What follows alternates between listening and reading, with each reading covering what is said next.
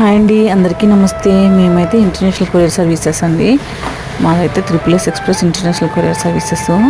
మీకు ఎవరికైనా కనుక ఇంట్రెస్ట్ ఉంటే కొరియర్ పంపించాలి అంటే మాకు కాల్ చేయండి. ఫ్రీ పికప్ ఉంటుంది, ఫ్రీ ప్యాకింగ్ ఉంటుంది.